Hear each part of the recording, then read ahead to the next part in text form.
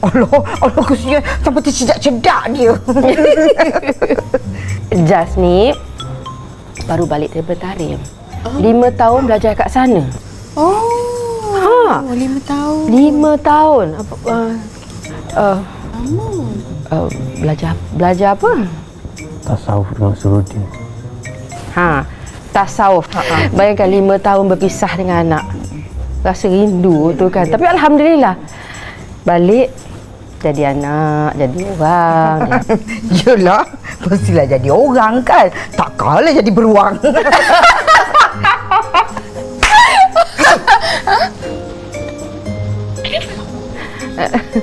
Yelah.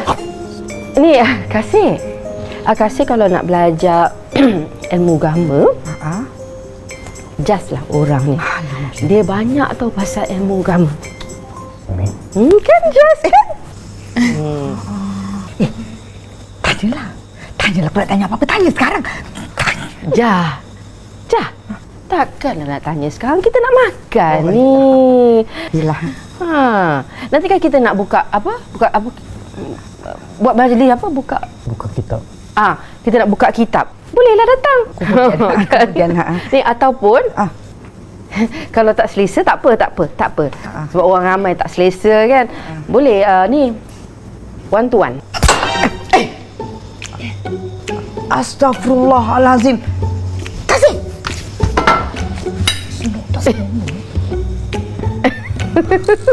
Tak apa.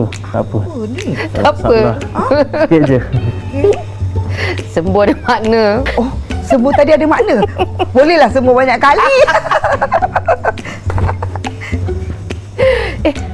Makan. Cuba makan. Bismillahirrahmanirrahim. Allahumma barik. Mama tak rasa ke macam dia tu boyo? Berlagak macam hebat sangat ilmu agama.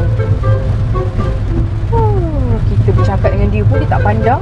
Macamlah dia tu suci sangat. Mama tengok dia okey je. Memanglah Mama tengok dia okey je sebab Mama suka sangat kat dia kan. Kalau Kasih memang taklah, tak taste. Tengok muka dia pun rasa menyampah. Menyampah. Takut lama-lama nanti suka. Cakap tu baik-baik. Mulut tu baik-baik cakap. Mama ni Kasih tahulah. Kasih ni lebih rela jadi anak dara tua daripada bercinta dengan dia. Mampu, yakin je cakap. Cakap tu doa tau. Nanti makan diri sendiri. Tak adanya. Kalau Mama suka sangat dengan dia, Mama lah kahwin dengan dia. Dalam surah An-Nur pun kita dah boleh melihat bagaimana